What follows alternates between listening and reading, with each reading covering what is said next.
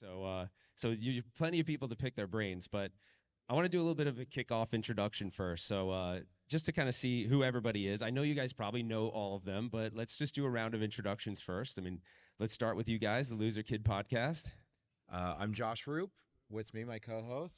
Scott Larson. We've been doing this for almost 7 years here in January, and yeah, I don't know what else you want to put to that. That's pretty much it. It's we've kind of evolved over time and ended up being more of an interview podcast, but we still give our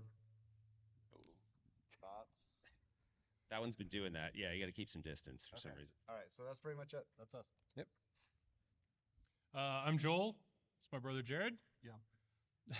And yep. And yeah, we do the flipping out YouTube stream on Wednesdays, and then I do Triple Drain as well. Travis is right there.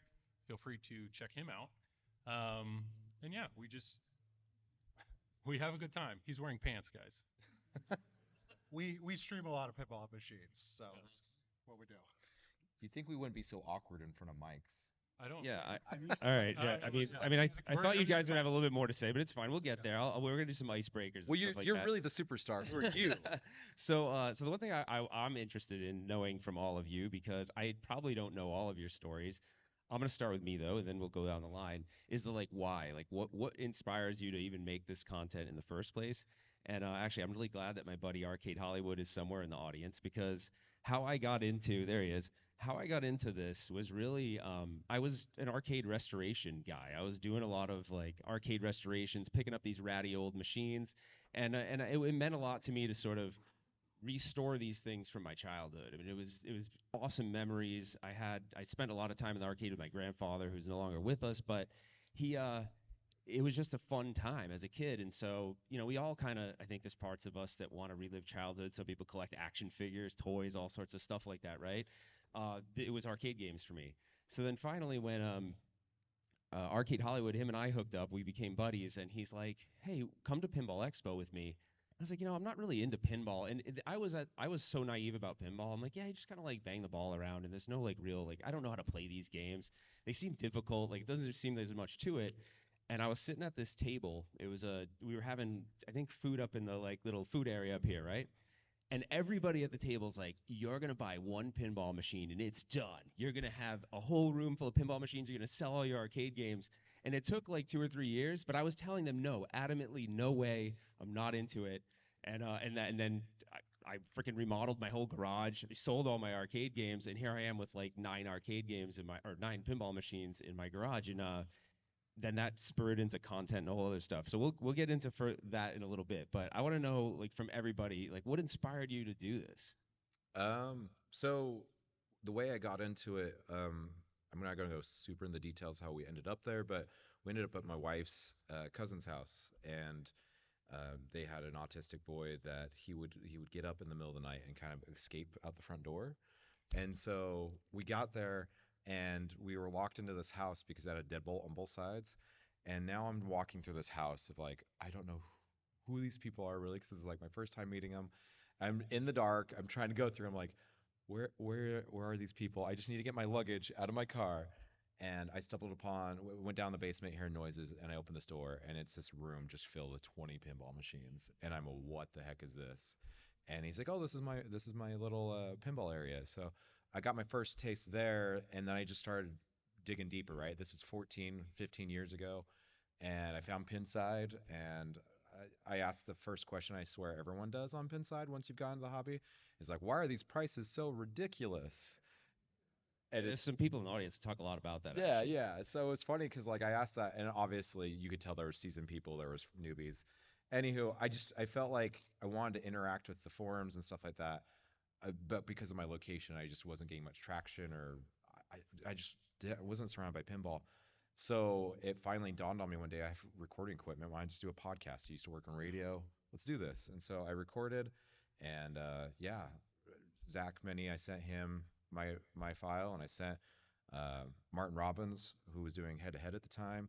And I figured if they thought it was good, then I'd send it out into the world. And they both said you should push forward with it. And so I did. And Zach's like, you really should get a co-host. So after my first episode, I brought on Scott. That was gonna be my next question. Like, how did you guys connect? Because now you're a duo. You were solo for a very short period of time, Yeah, right? yeah. So you're a solo act for like what? 10 minutes. Like, Oh wow, yeah. and he's It like, was I need it was he's like I about need. it was about 2-3 weeks. So, but yeah. Other than that, like, so I obviously connected with the local pinball groups. Ours is called Salt Lake Area Pinballers Slap. So I was getting to know those people, and Scott and I just kind of hit it off through that group. And when I was like, I need to bring in someone, I instantly thought of Scott, and I was like, I think he'd be the best to bounce ideas off of stuff. Yeah, so how I got into it, just so everybody is aware, theme is definitely important. I was looking for arcade games to put in my basement. It is my childhood. I grew up in the 80s. I actually never played pinball because I didn't really understand that there were rules with pinball. So we were looking at getting a dad arcade. So I knew through a nurse at work that her dad used to operate arcades. So I contacted him and I said, "Hey, I'm interested in buying a game or two." And he's like, "Oh, okay." So I swung by his place, and he looked around. He's like, "Well, okay." Showed me some stuff, and he's like, "I just picked up 3 pinball machines. You interested in a pinball machine?" So it was an outrageous price. It was $3,200. So it was a home use only Simpsons pinball party, and so I still have it.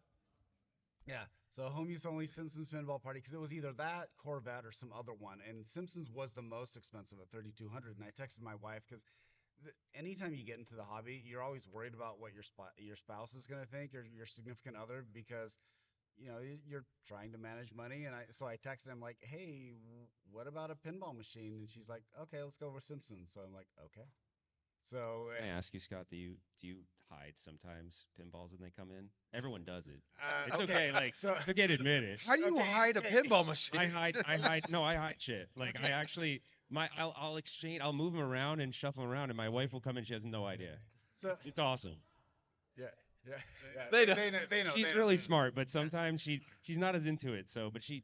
it is hard to hide one, but you've Okay. done it. I still have a machine that I still haven't put in my house because I bought I bought a genie Oh yeah. and I loaded it into my car and I drove home and I was just gonna kind of like slide it in there. And So I slide it in yeah, there. Yeah. just slide it. It's Yeah, a genie. yeah, It's super like wide it's body. a We're just super gonna. wide body, super deep. Just she won't notice it. And so this was really early into the hobby. And she said, "Hey, my car's blocked. Can I take your car with the kids?" And I said, "There's a pinball machine in there." And she said, Oh, so you got caught. "Yeah, I got caught." Location, I got caught. location. And I immediately called my buddy. I'm like, "Okay, she's kind of ticked. Can I just dump it at your house for a while?" So stayed at his house for a while, and now it's at Josh's house for a few years. However, that's years ago. Now we're Oh, to but the see, no, you're not even telling. So you're hiding things at Josh's house. Like this is bad. You're. This is the beginnings of your yeah, pinball. You were bad from yeah, the start. yeah. So okay, it was yeah. Anyway, That escalated so quickly. but now it's to the point though where she knows that I bought a machine. If I text her, I'm like, "Hey, are you gonna be home today?" And she's like, "Which game is being delivered?" Oh, see, well, I guess that's good. Yeah. At least now she knows. All right. Yeah, so that's long story short. I think a lot of us are looking for ways of connecting with our childhood or something that's fun. And in a way, it's something from an escape. Most of us are quite busy. We have careers. We have all this kind of stuff. And this has been a great way for me to bring an arcade home. I can go down. I can play for 30 minutes. My son's here over there. It's his first Pinball Expo, and Hey, where is he? I don't see yeah. him. They'll come down, they'll play with me, but it's a good way of escaping with all the stuff that we do as families. And so I've really enjoyed that, and it's been fun to do the podcast with Josh, and my family's actually been quite supportive. So I'll shoot it Awesome. over All to right. Joel. Flipping out, guys. Jared, how are you inspired to create pinball content? Do you want me to say how I ended up first? Yeah, yeah, go ahead. Okay, so Joel's the one he was doing the things like that. I literally I'd moved back for work to the Noblesville area where we live, and he was like, "Hey, come be on stream with me." And I thought it was a one-off. I'm gonna support my brother in this pinball thing. I'm not a pinball guy, and then it has now turned to, we think, almost 3 years that I've been doing it. So I will say this, because to answer the question of why do we make content, I'm of the great fortune where I literally get to hang out with my brother 2 hours every week. Yes, there's a lot of benefits. We get to play a lot of cool games. We're still really bad at pinball. We get it, but We're consistent. we're Okay? consistently We're consistent. Yes. bad. But no, truly, I keep going because it's like, A, the pinball community is really cool and awesome to be a part of, and B, because I get to hang out with my brother, and there's like records of us hanging out being two doofuses, which is literally what we are in real life. So it's just now recorded. So Yeah. anyway, that's why I make content, because he forces me to. Yes, fully forced. No, I used to be into arcades, and then it was just like everybody else, get a pinball machine. You just need one, right? And then once you get one, it quickly was like, this is so much more fun. So I sold all my arcade stuff and then started doing more. And I mean, we're gonna shill the heck out of him, but Zach at Flipping Out, Yeah. I mean, he's local to me, so I just happened to connect with Zach, got a game from him, and then my background's IT, and that's when I started. COVID hit, started seeing there were people streaming this. George Don't Panic Flip was one of them, and I saw that, and I'm like, I could do this. I could stream, and so I put everything together when you could never find webcams, and I found like I got it all together. George ended up actually giving me a camera to stream, and just started streaming and just fell in love with it. And it was something about being at home by yourself and then connecting with the community just to be able to chat and interact with people. And then that relationship grew with Zach, where he just kept swapping out games. So my thought was like, I'm going to keep doing this until it stops. Like, why would I stop doing this? This is awesome to keep playing stuff. And then to get Jared involved, it's just so much more fun to do that. And then to be able to do Triple Drain and joke around with Tom and Travis is awesome. And and then also with the pinball community, to have people from distributors like want to interact with us and be on stream and talk pinball, it's just a blast. So I keep doing it because the moment it stops being fun, we'll stop. Yeah. But until then, like, why would we not? We're having a great time. No, that's awesome, and I love the dynamic of you guys being brothers, because I think there's stuff that happens. We're stuck there with that's, each other. yeah, it's just not, fun. Yeah. And I feel bad, Joel, because he's on Triple Drain. They just make fun of you all the time, and I really thought that Travis hated you for a while. Like, I just thought Travis just doesn't like this guy, and I really thought that for a little while. Then I'm like, maybe it's just jokes though. But Yeah. I think he likes you though. The verdict's pretty out. sure. We'll see. He's right there. You like him, right? Yeah. No. He's just shaking his head. No. Okay. Well. Yeah. Well, I'm in If I this could start the recording and then shut up and just let him and Tom talk, he would prefer that. Well, I'm in this group chat with them, and it's always changing the name to like everyone's good at pinball except Joel. Like they always are like, we're all superstars except Joel. Yeah. And I'm like, man, you just get heckled all the time. I'm usually the great. one that gets heckled, but it's kind of cool that it gets deflected a little bit. That's better than our chat. On our chat, he's ass flames. Yeah, you don't want to share your. Oh wow, what does that mean? I don't even. No, I'm fine with it. I have plenty of names in our group chat, and it's totally fine. We It's can't all great. be tripod Yeah. Tom. No, we cannot. No.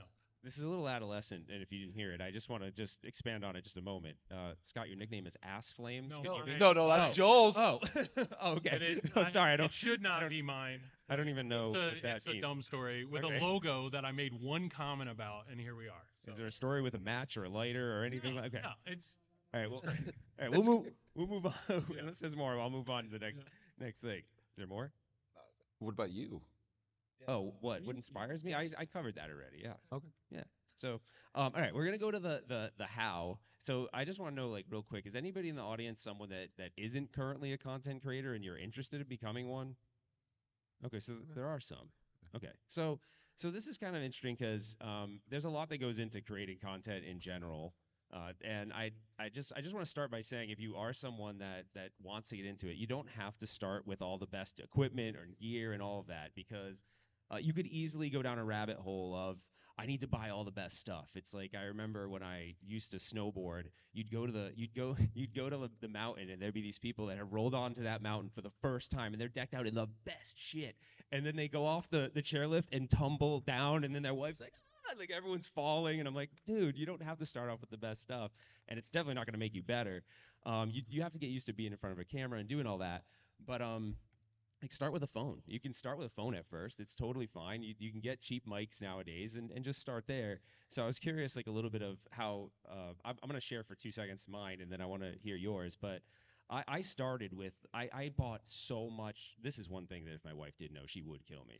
I bought so much gear, but it was crap gear. I looked up like what's the best this and what's the best that. Actually, Arcade Hollywood helped me a lot with this too. Is I was buying a lot of junky stuff, like the worst lights. You know, you turn on a stream and someone's completely washed out. They look like a ghost. You can't see them, and that was my fault. I was buying the wrong lights or didn't know how to work the lights. Then I'd buy a mic and I'd be like, you know, when you go on, what's the? It always reminds me of that video game thing. What's that video game thing where it's like, Leroy Jenkins, and he runs into the. Yeah, I don't know. Does anybody know that? No. Yep. Okay, cool. Yeah. Yeah. But that mic was so hot, they like peaks, and it just no one wants to listen to that. It's not fun to listen to. So like, if you can get your mic right and just use a basic phone at first, it's fine.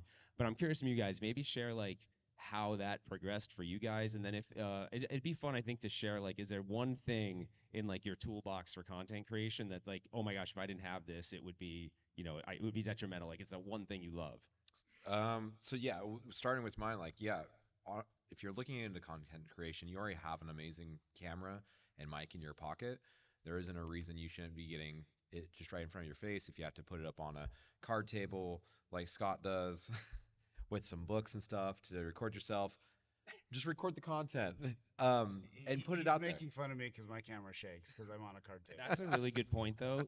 That would be the biggest thing. Is I can't tell how many people I meet that they start making content and they just want it to be perfect, and because they want it to be perfect, they don't publish anything. So like, just put it out at first. Like, it's Yeah. not going to be perfect at first. Yeah, just make it and just throw it out there in the ethers. And if you love it, awesome. If you don't have to do it anymore. But if you love it, start refining your craft and whatnot. The one product that I just love in my arsenal of stuff is the Shure MV7. It's a mic, Yes. but it plugs directly in your computer. You don't have to have a mixing board. It is all the balance out for you. It's a fantastic mic, and it's all you can do it USB. So we all have USB cables on us, right? Like they're just in our drawers at home. Just plug it in, put it into your computer, and it will do all the work, and it'll make you sound so professional. It's ridiculous, and I think they're like $300. So it's one of the cheaper items to get you into the hobby to start. If you feel like this is what you want to keep doing, that's definitely the best place to go, in my opinion. Especially if you're not going to incorporate any video at all, you Yeah. could literally get one of those and just start talking. Yep. Download Audacity, record yourself. I mean, that's a basic way you could do it. So Yep. I like Cakewalk a little better, but it's still free. It's yeah, yeah. I would say that the biggest inhibition that people have is feeling like they're not good at it yet. And it's not really the limitations of the material. What it is it's being comfortable, being able to articulate your point, being able to have a point, and being able to talk. That's one reason why I like working with Josh, is because it's basically a conversation that we typically have all the time. And it's something that we repeatedly do. And so whatever you're doing, it's not the technology that's the limitation. It's your ability to present an idea, your ability to interact with someone, and being able to come up with questions. And a lot of times you don't even know which questions you need to have until you start moving forward. And we get that when we actually have people on. We have a lot of preset questions and topics that we want, but it typically moves into different directions as we talk to them and say, huh, that spurred a different idea.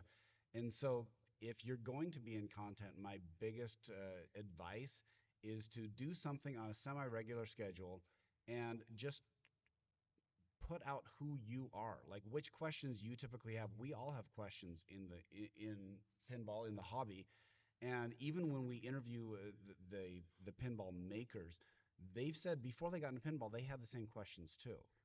And so it's nice to actually articulate those, and you start getting more comfortable in being able to articulate, being able to present.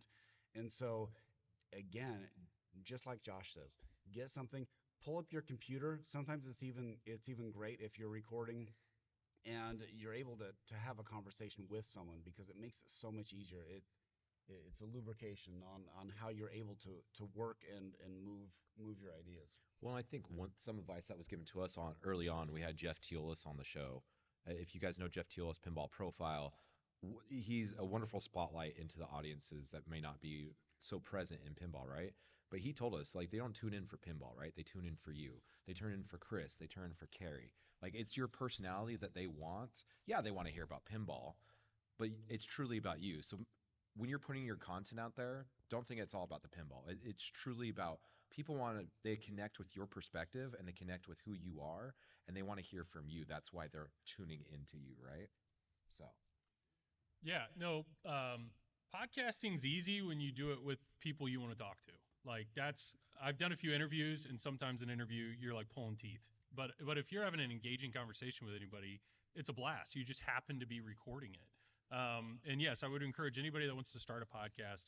There's plenty of mics out there. Chris, you recorded a gazillion episodes with like a crappy USB mic, and people listen. Like it's about your personality. It's about the content that you make. It's not necessarily the gear. Streaming, on the other hand, totally different story. Streaming it's a lot harder to get into, but luckily there's some really good people out there. George is one of them. Carl D'Angelo is one of them that are very willing to help you out. If you have a favorite streamer, reach out to them. There's a lot that you can do to get into it, but don't get sucked in and buy all the best stuff. But the challenge with streaming, this is what's hard, is I know people have started streaming and then realized, oh, it's actually really hard to play pinball and engage with a chat yeah. and not get in your head of like people are watching me drain again, and that's fine. And streaming's got a lot more fun because we're joking around. But if you are going to stream, prioritize engaging with chat. Like that is what I love about streaming, is the people that show up, joking around with them, keeping that conversation going. I care way more about that than whether or not I get to a wizard mode during a stream. So to me, it's like, what do I value? The biggest piece of technology for podcasting, find somebody else to have a conversation with. And if you have that dynamic like they do, or we have on Triple Drain, like have a great time. And then streaming, like just be prepared mentally. Like it's not just you playing pinball in your basement. It's you interacting with somebody else in a community. And like, you might hate that, but if you love it, that's what's addicting with streaming. Like that's the fun part, where you're hanging out with people every night. I mean, I got lucky where when I came in, I mean, it's literally my brother. So kind of that like initial awkward, but I do, as even though I mention it, sometimes joke that I don't care about pinball, I care about this deeply, and it's a great community to be a part of. The thing that I keep coming back to, a couple years ago, I saw a video where it was somebody said, make the content you want to watch. And it was easy because Joel and I were already doing that. So that's kind of been the guide stone for me, is it's like, I want to make what I want to watch, which is two idiot brothers that love each other and love playing pinball together, and that's what we do. So it's a really easy like thing to do because that's what we're doing. It's just naturally what we want to do. And I think what you'll find is that there are people out there that want to engage with that, and then there are people that don't want to engage with that, and that's fine. But there's probably a lot more people, and we wouldn't know that unless we just put it out there and just you gotta start. Yeah. But it's the fact. I mean, we've met a lot of you that have said like we tune in every week, and that's absurd. Like I don't know why you're spending your Wednesday night watching us play, but we love it. Like that's awesome. If we can bring that little bit of positivity or joy to your week, like that's what we do it. Yeah. So it's fun. Awesome. All right. I will say it is really hard to talk and play pinball. So, I would say because I have a little thing that I do with my buddy Rudy, and it's just funny because I tend to get mad when I'm losing, though. And I think people actually enjoy that. I told him I wanted the owl bear to rip his nuts off. And I don't think that's really nice. Like, I don't really want that to happen to my friend, but it was pissing me off. So I have to balance that a little bit. I get frustrated when I'm not playing well. And there are times where I've had to like apologize to people, be like, "Hey, man," and they're like, that wasn't really that bad. I thought you were being funny." I was like, "Well, I was actually really pissed off, but it's fine. I'm glad you thought it was funny." So people seem to like it when I'm angry. So I play off that maybe a little bit. Sometimes I might work on that a little bit. But I want to get into this is like a brutally honest section, so you're gonna have to say things that maybe you will. There's just a couple people here. There's no some big deal, but there's a lot of challenges in doing this too. Because you're going to get a ton of criticism, and sometimes it's easy to handle, and sometimes it's hard. One of my first, before I got into pinball, I was doing this video. It was like a restoration of Robotron, I think. And my first comment on the video was, "You have a dumb face," and I was like, "All right." I'm like, could be discouraging, but I was like, maybe I'll write back. I was like, "Man, I can't really change my face. I'm sorry you feel like it's dumb. You did it." No, Jason's too nice. He wouldn't have done that. But I was like, man, that sucks. But we're gonna move on from that. And sometimes it gets hard. Have you moved on? That's what I'm wondering. I think. I don't know. I'm talking about it for a while. He's still harboring his. I know this is like 5 years ago, so maybe I haven't moved on. But no, it is hard because you get critique, you're going to get criticism. You might have a hot take that everyone just disagrees with, but have a take. Like it doesn't matter what the take is. Maybe sometimes your take is wrong, but we're all wrong sometimes. I didn't. There are certain games where I thought people weren't going to like them, and then they liked them, or I liked them and everyone else hated them, like Avatar. But no, I like Avatar, by the way, but I get a lot of criticism for liking Avatar. I don't know why from certain people. It's fine. I've moved on from that too. Maybe not. But the dealing with criticism. So how do you guys deal with criticism, and then burnout too? Like talk a little bit about that because the burnout sometimes can come from doing too much or even like creative ruts where you're not sure where to go with something. Because our hobby goes in lulls. Like if you're someone that just reports on the new content, I tend to do that. So I do use that as if there's a lull in pinball, now I got to come up with, well, what should I talk about? So maybe cover. Sorry, I threw a lot of stuff at you guys. Maybe like the criticism and how you overcome that, and then because if there are people getting into pinball and are newer creators, they're going to struggle with that. It's going to happen. So cover that, and if you have a funny story, maybe cover that too, but about the criticism, and then how do you keep going because you have to stay motivated to keep it going because someone said here consistency is key, and that is really important. You'll never build an audience if you're not consistent. As far as criticism, um, I've you got to humanize the person that's leaving the comment, right? And so I try to look from their perspective. Like a lot of ours isn't Well, on the dumb face one, I did struggle with that. true. I don't blame you there. But there's a lot of people with a lot of opinions, right? Like you're literally putting yourself into a pool of people that want to all share their opinion. So it's fine to disagree and whatnot. And obviously, like my take is not to change your perspective on how you see pinball. It's just to have a conversation. I will not lie though. If you leave a wild comment, we will make fun of you behind the scenes. That's how we get through it. So that's how you Yeah, go through it. All right. Joel, we Yeah, I'm trying to think of the most recent one because you share it in our triple drain chat, and we always just get a chuckle. yeah, there's some people out there that are very firm in what they believe and they feel like it's gospel, and we laugh at you. I'm sorry. I can't remember. Yeah, I wish I had a There's gotta comment. be one like memorable, like crazy comment. Um, Everyone loves Loser Kid, so why would No, Not okay. everyone loves We do find it funny that you get crap for never not asking the hard questions? That and, Yeah, then, what and the- then the question's like, well, Yeah. what was the hard question Why you are didn't you ask? always shilling for stuff? Why don't you Silence. have anyone else on your Yeah. show? And I'm like, okay, so like Yeah. David Fix doesn't count. We did the Predator reveal. Yeah, We yeah. did, and so there's just some stuff like that. Like, but there's just some really weird, like wild Well, comments sometimes. I'll put it this way: we are an interview show. I mean, that is where we really cut our teeth.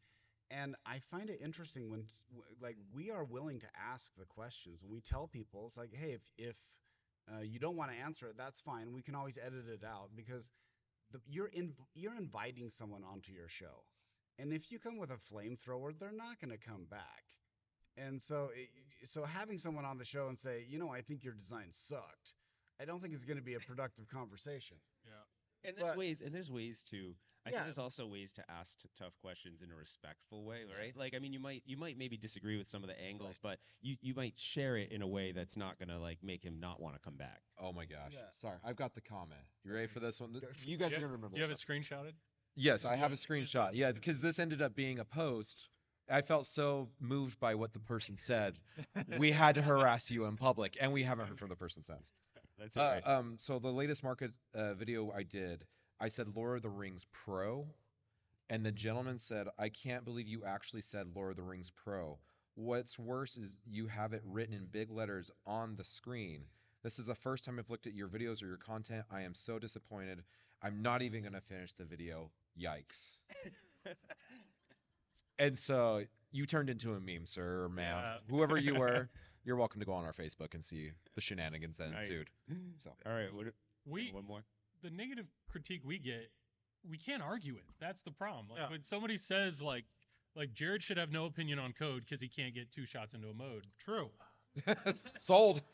Like I remember I saw it and I was like, valid. Let me screenshot that, send it to Jared. And I mean, the truth is like the positive feedback's great. The negative feedback does sting. Like it does. Nobody wants that. Now, if it's constructive, like how do I don't know. When I did the Cactus Canyon stream the other day, people are like, "Where's the saloon cam?" I'm like, "God, I should have set up the saloon." Well, like, okay, that's valid. I set up the saloon cam. Like, That here's led to a constructive- great joke though of Yeah. you stressing out about saloon cam. So Yeah. I'm not mad about that. I would say this. Look, I mean, I I came in, I didn't ask for this. I didn't realize, Yeah. that I would literally be putting on the internet me learning how to play pinball, which is a really fun thing to do. I think everybody should do this. Yeah. Try something new and then put it on the internet. But I'll say this. The benefit is where at least for myself personally, I just go, well, why? It comes back to why are we doing this, right? And we're doing this because I love my brother. I love the people that we get to interact with. And so comments, I just kind of, it's kind of sad to say, but you just kind of go, okay, man, or woman, or whatever, that's your opinion.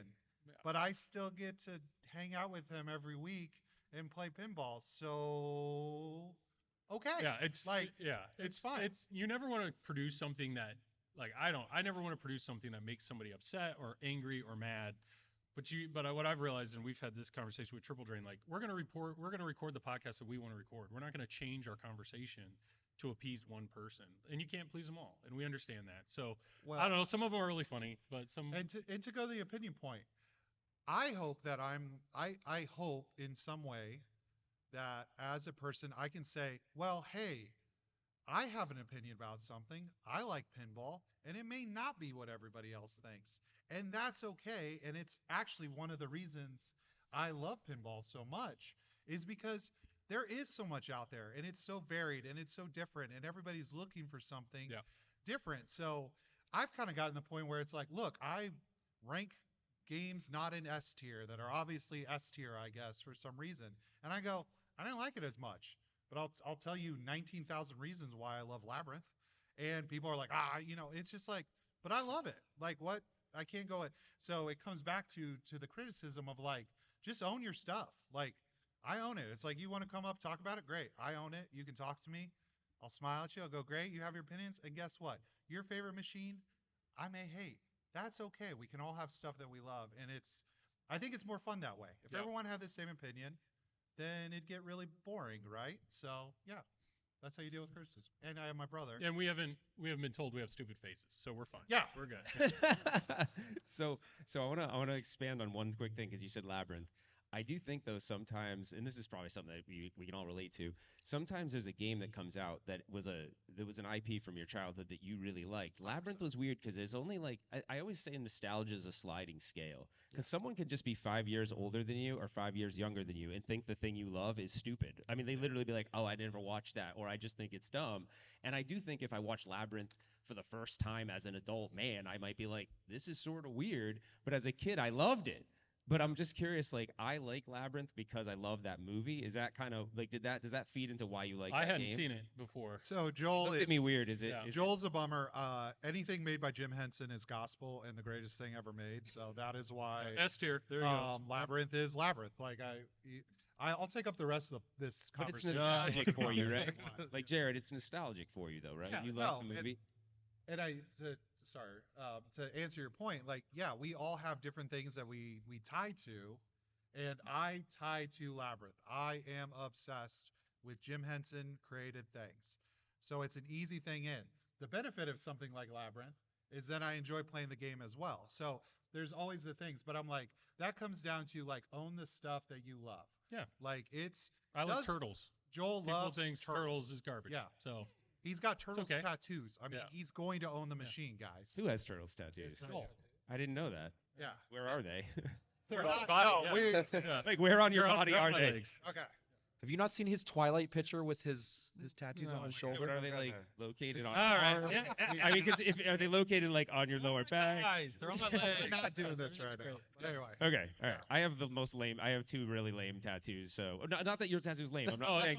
I'll I'm take just it. saying like I have some lame tattoos. I got like when Sublime was popular, like the Sublime sun is on my back, and it now looks like a red blob. It doesn't even look like anything. So, but cool. All right. I don't know. We're gonna move on. I want to circle back because you were talking about burnout. Yeah. Oh yeah. We didn't really cover it. And content. So when Josh and I started, about 7 years ago? Yeah. Coming up 7 years. There actually were a lot of podcasts at the time, and after we started our podcast, in like 3 months, it like 4 podcasts just immediately folded. And it ended up being that there weren't too many podcasts still standing at the time.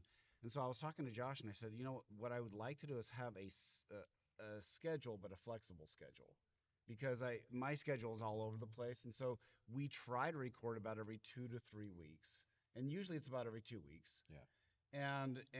So it depends on what night that my schedule works, and he's a little more scheduled, but gave me the flexibility to say, okay, we will get it in when we can, but otherwise it's like a job. And if you're doing it every week on Sunday night, then that wasn't going to work for me. Second question about content. So yes, there are times when there's a lot of things to talk about.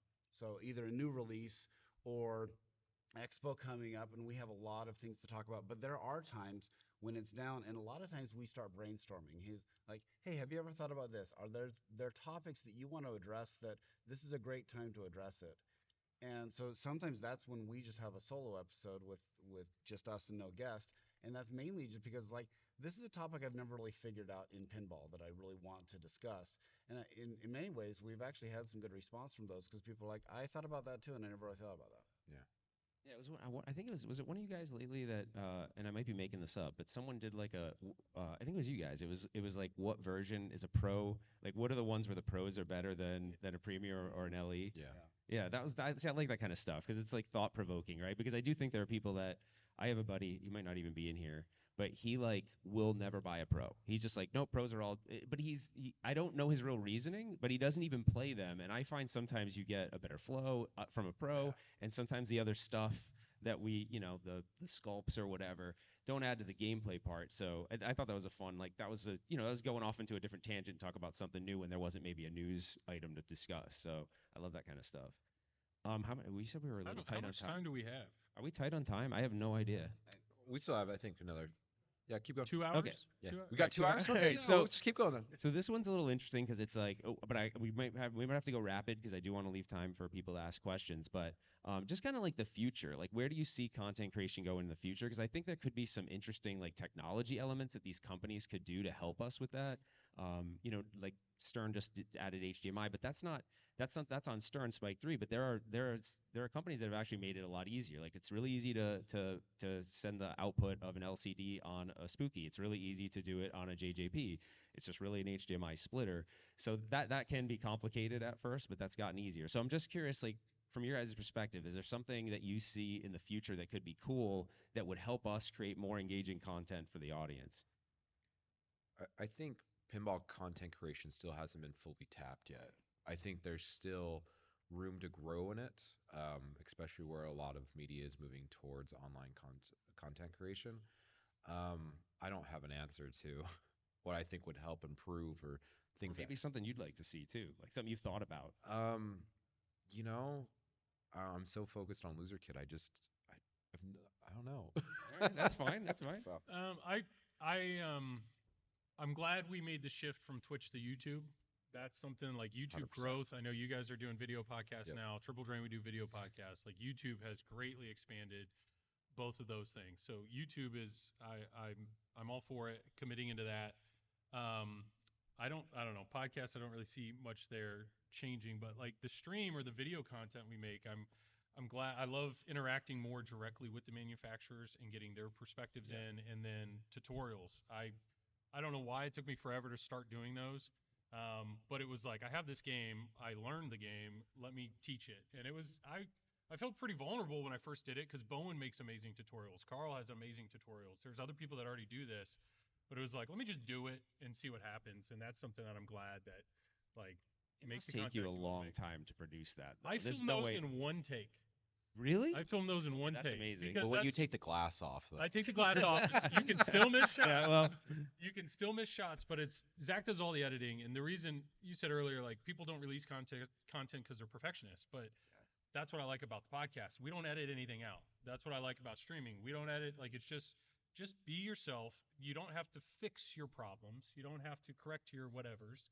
Just be you. Put it out there, and that's what like when I do the tutorials, I'll film it in one go, and it's because I know if I like, oh, I missed my throw, like I better start over. I would be there all night. So But I think the reason why I'm kind of fascinated by that is that it takes me a long time to learn pinball rules. You do have some kind of uncanny ability. Same with like Travis. I don't, my brain, it takes me a long time. And sometimes I have games right now in my garage still that I've had for a long time that I don't fully know all the rules to. Like yeah, yeah. it's a little overwhelming. We could get into a whole side argument about that or conversation, but I do feel like sometimes I need to watch, like, I don't know if my buddy Ryan's in here. He has that brain too where he can like piece it all together in his mind. Yeah, He's like Jared has building the flow chart. You don't have to understand the rules to play pinball. yeah, yeah. I've proven that for 3 years. Keep Yeah. going.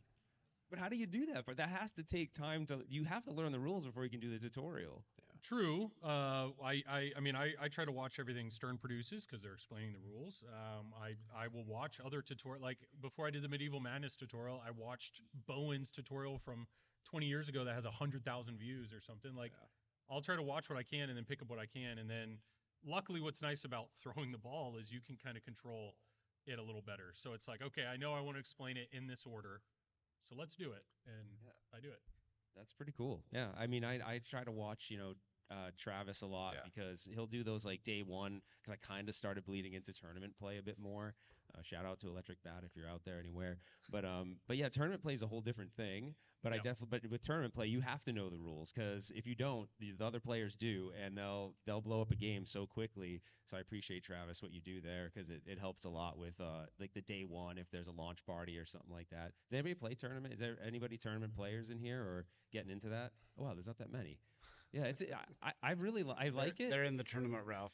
Oh, that's true. They're in the tournament. They're playing the tournament. Will anybody here want to get into tournament play? I guess. What brings me pure joy is the fact that Travis has to watch my stream sometimes to learn the rules, and that I love it so much, and he hates it. A little piece of him dies every time. Yeah. I think we're probably at the Q&A portion, right? Because we went a little longer than I thought. I have like Well, we were 100 kind of million. short on time too, so. Are we? Okay. Well, no, not We'll us, go but as we long got as shorted we on time. can, but Yeah. it's Yeah. or as long as people want. Okay, but we got a mic coming out there. So if you guys have questions, are you guys okay with it being like any question? anything Sure. you want. Yeah. Yeah. So just like an ask me anything. So you can go in and ask it to any of the panel members. I want to start out by pointing out on your question about future developments. If you were at the Scorbit presentation yesterday, their 2.0, they make access to everything in memory for all the games they support. So that's going to be potentially huge for what you could display on the screen. Yeah. Oh, Yeah. awesome. Yeah. Hey, I appreciate you guys and all the time you guys put in. So with the countless hours that you spend, do you get any cash back from this? Do you monetize it? Do you Yes. get advertised? Wait, Pay how much do we someone? get? We got like $30 for the last 2 months, right? No.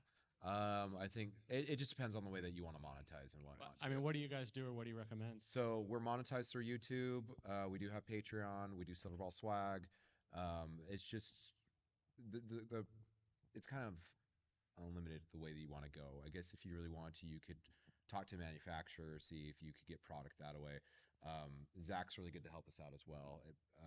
He doesn't pay us cash. No, but okay, I'll put it this way. There are different ways of approaching content creation. Yeah. I mean, I view this more as a hobby. Like this is something that I'm doing for fun and to hang out with Josh. There are other people who definitely are on the monetization. Like they're really good at monetizing their content. And really, you're sitting next to a guy who gets a lot of money Yeah, doing that. Canada's so fantastic. he's the guy at that doing you should probably talk Yeah. to. That's my take. Well, Triple Drain, we have Patreon, so we're really appreciative of anybody that supports us there. Silverball Swag, I mean, you make so little money on merch, but it's hilarious It's that fun. people want to wear our stuff, so that's great. And then YouTube, at least with the stream, with Zach, he's like, yeah, any sort of super chats or anything like that, anything from the stream we get, and we just use that as like credit because my whole goal with this was to just be sustainable, like a self-sustained thing. So, can my media creation help pay for the hobby? Yeah. Jared gets $0. No, but I mean, I joke about it, but it's like, I look at it as all the money goes back into the stream. It goes back into what we're doing. We get so many compliments, and Joel does an amazing job with the stream, and that's because we're doing this because we want to do it, and the money that comes in all goes back into that Yeah, for us to the create. money we got from our flipping out merch bought these magnets. So Which we we're are handing out at to a people. zero net income at this point. But So if you want a magnet, we bought some. but at the same time, for us, Yeah. that keeps it fun because it Yeah. goes It's not back a job. to our thing. This isn't a job. We're doing this for fun. We happen to stream it, and people happen to enjoy it, and we love interacting with you guys. Yep. And it's, so we've been able to upgrade over the years because of that. And it's been really nice. Is there anyone from the IRS in here?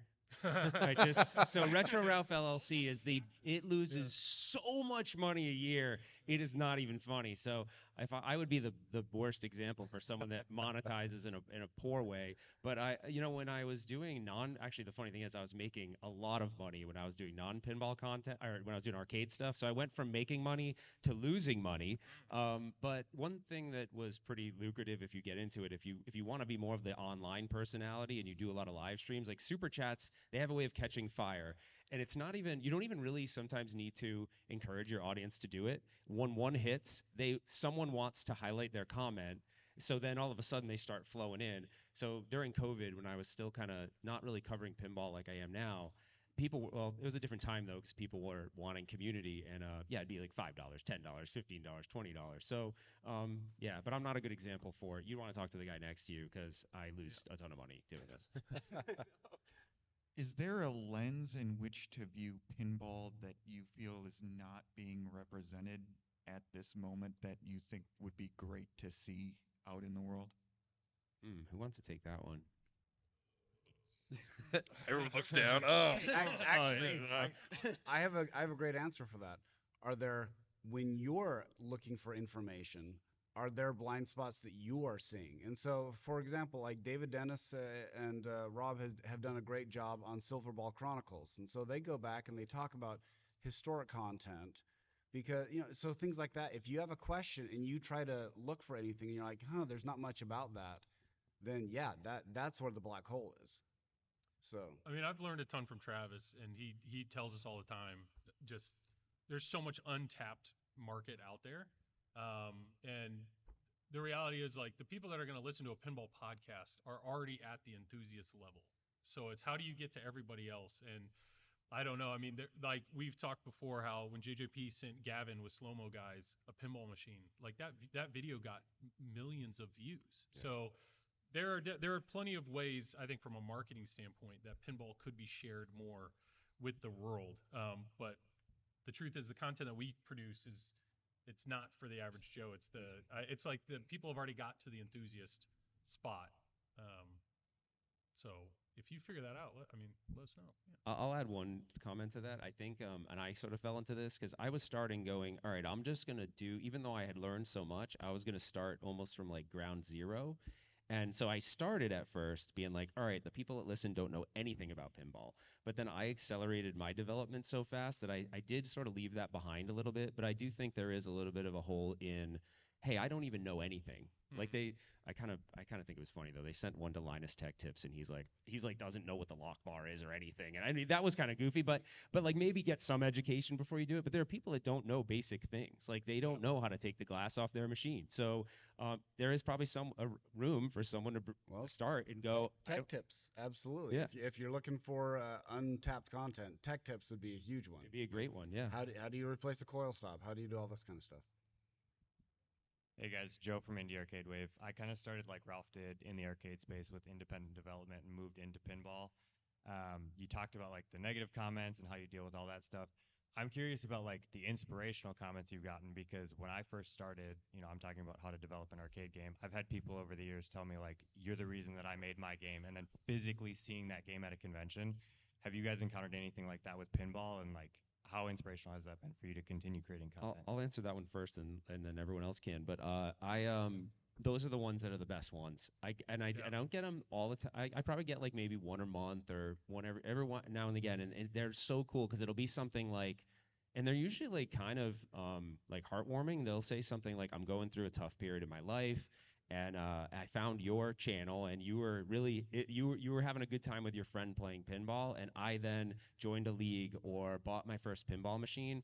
Those things are really cool because maybe we don't talk about it as much, but there's a real like awesome mental health benefit to playing pinball. Like it's an escape for a lot of people. And so those comments are definitely the ones, like if there was anything that if I ever felt down, those are the kind of comments that keep me personally going.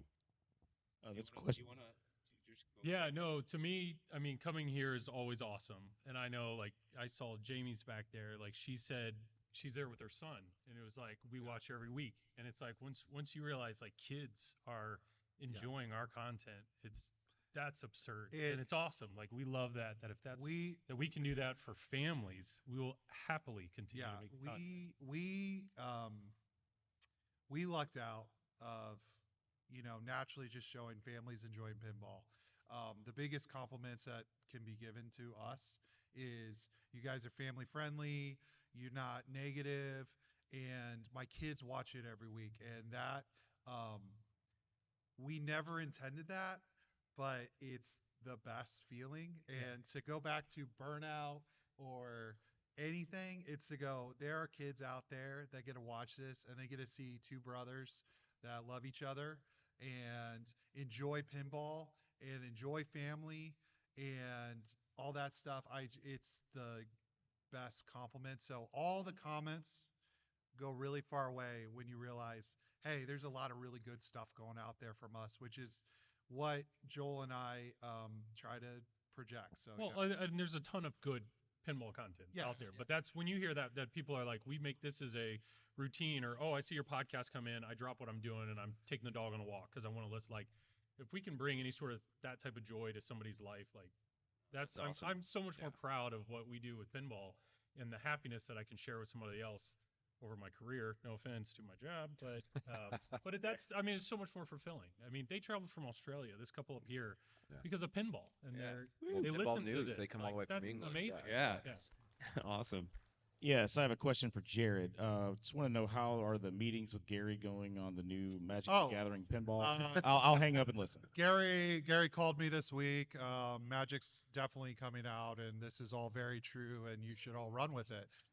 Hit pin side up, I guess. You broke your NDA. You're letting these people. Oh, so many. He didn't have to have an NDA with Gary. Yeah. They're close. Me and Gary, They best are, friends. We got another one? Yep. All right. I started my channel last October with a cell phone and a tripod. Nice. And I couldn't even afford the At Games Legends pinball.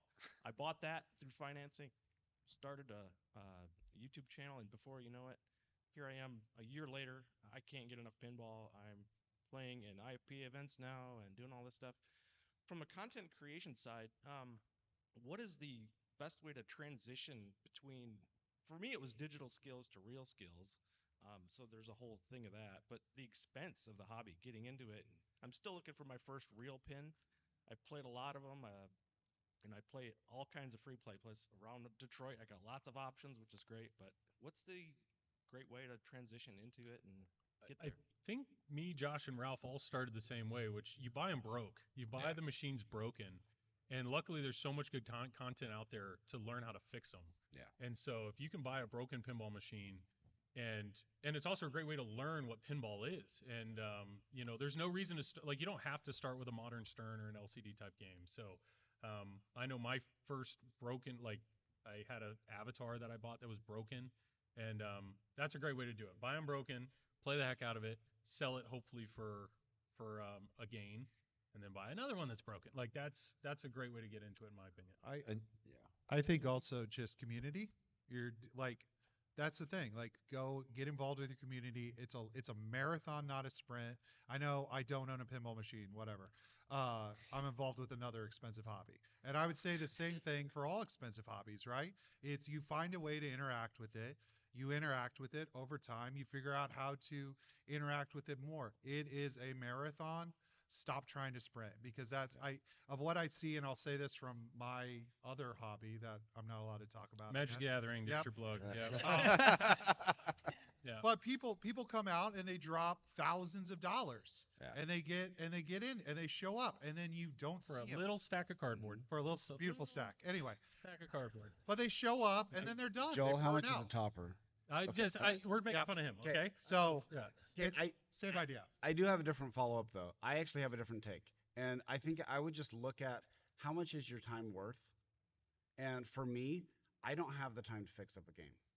And so, what I would suggest if people want, so I suggest people when they first do it, I say, get a used Stern Pro game because there's nothing more frustrating than having a box of lights that don't even light up in your, it's like buying a car that you're gonna fix up eventually.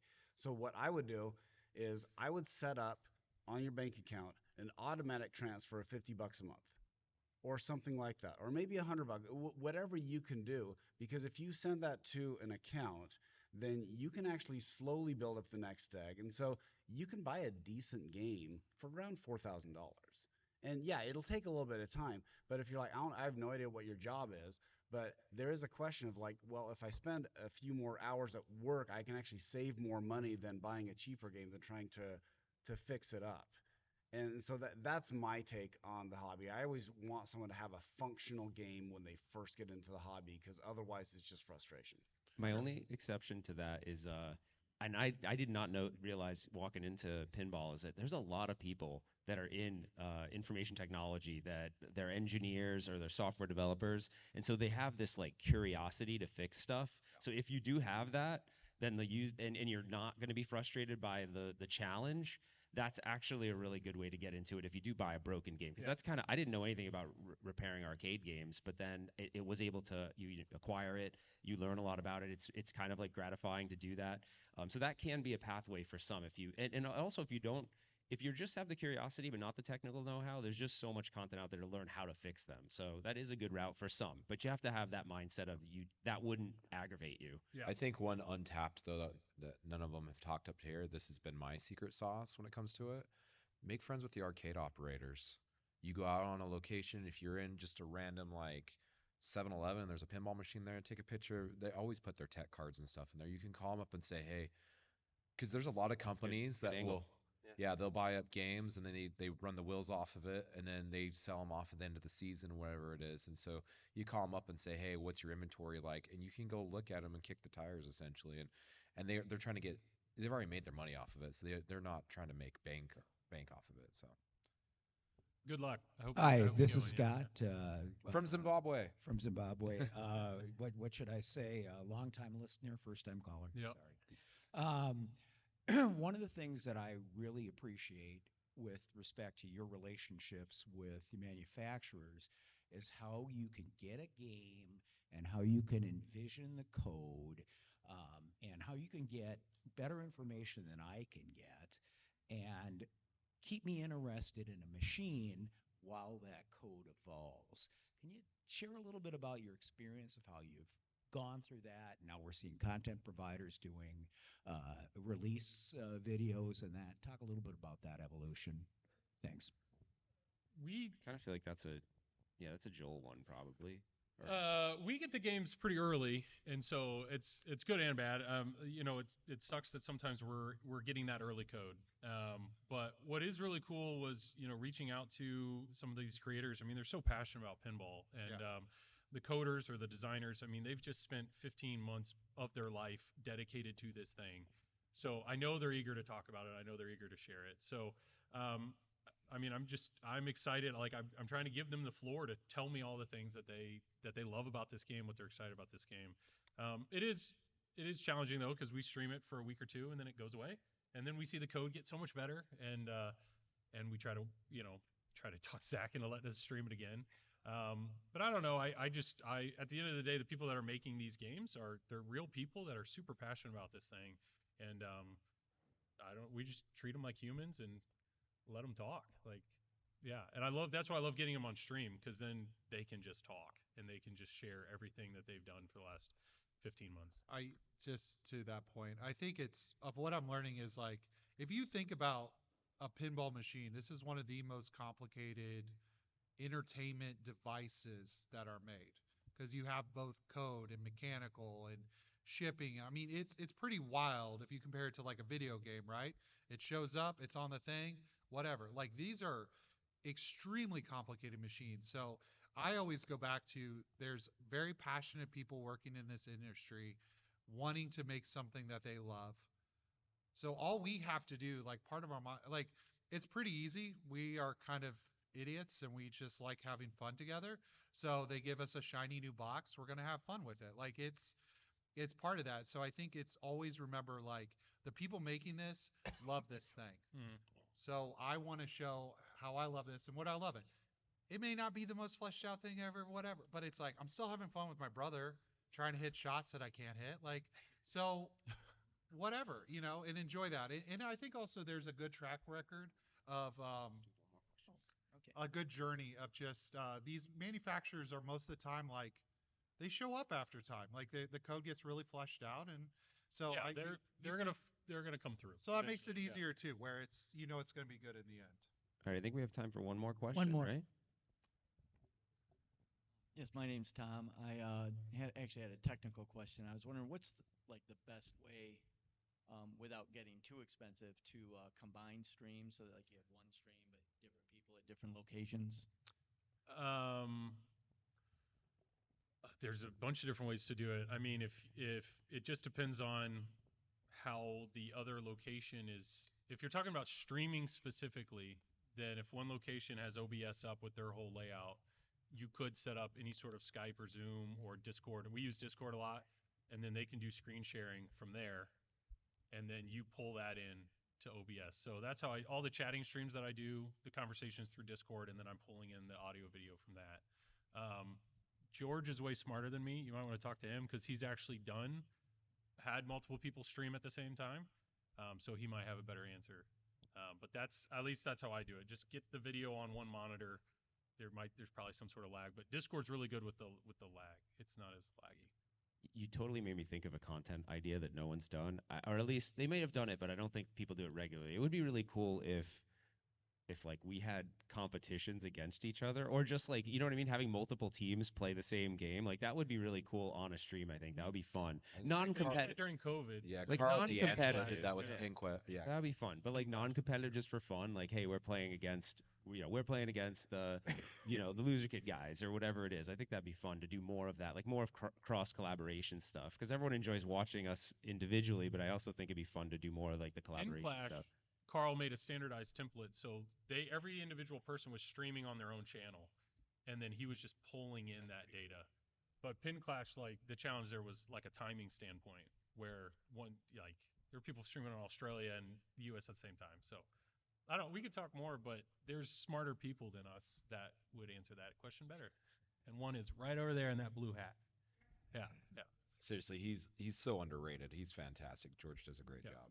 Do we have 3 minutes left? Yeah, this is we're trying to give people a little bit of a lunch break. But yeah. Okay. All right. Well, then we'll wrap up. We'll wrap up. I guess I'll let everyone else. We'll go down the panel of final thoughts. But to me, this whole thing, the community. I mean, even coming out to these shows, it's whether you don't come to shows or you just participate online. I think we're all grateful that we built these really cool communities amongst each other. But then it's really cool when we all come together. This hobby really is about the connections we build with people. I think the most fun I have is when I go to these and get to meet the people that watch our content. So not only I think I speak for everyone that we're grateful that you guys find us entertaining enough to listen to, but yeah, it means a lot to us too, because we all probably have friends that people that started off as just someone in a chat that now we're actually personally friends with, which is really cool. Like Joe right here is in Canada. Like I'm friends with a guy who lives in Canada and I live in Phoenix. Like that's pretty cool. Carrie Hardy. I don't know if he's my friend, but we kind of act like friends. But I think he is. So yeah, like you meet people and it's just a cool thing. I don't know any of these guys probably 3 or 4 years ago. So it's pretty neat. You build those connections and then you're talking about something you're also passionate with. I think that's what means the most to most of us. So if you guys want to share anything before we wrap up. No, I was gonna say we joked around. We're like, there's gonna be 4 people here. There's a Stern tour going on right now, Yeah. and so the fact that all you guys are here is awesome. So thank you so much for coming out.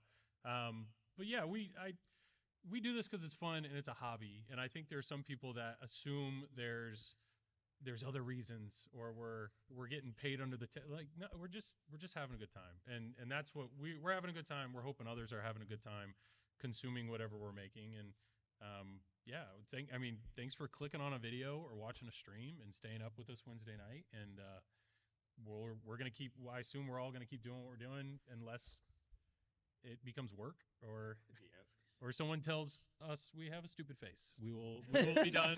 We will quit at that point. Yes. Speaking of friends too, I mean, some of you that are interested in making content, I mean, do make those relationships, and don't be afraid to like have them on your show or to go on their show. That's really part of its networking. That's a really big part of doing this. And so, yeah, but yeah, I seriously, we've been doing this for 7 years. Scott and I are still having fun. I I set my own goals for Loser Kid, and sometimes I get frustrated at myself because I don't obtain or match that goal of what I've set. But I take a step back and I realize, sometimes, like Dave said, it's a marathon. It's not a sprint. You've got to just to give yourself some grace sometimes. Zach told us if we don't get 10,000 subscribers on YouTube by the end of the year, we're done. So we got We need you to 2,000 to go. subscribe. Okay. I think our chances are rough, but Scott, we'll try any our best. final comments? I would say the best thing is life can be really isolating, and many of us feel isolated. And even in pinball, we, we're playing, but it really is it's a solo game. And the nice thing about the community is we've been able to meet people and make a connection outside of work. All of us are so isolated. We're social creatures. And so talk to people in the field. If you see us, come up and just talk to us. We're happy. We've met so many people like that, and just know that that's important. Like, you guys matter. Us being in a community, it matters, and we just want to be a positive ray in that. Yeah, if you're waiting in line, talk to the people you're waiting. Like, everybody here loves pinball, so just talk to somebody else. Yeah. Jared? Oh, I gotta end this thing.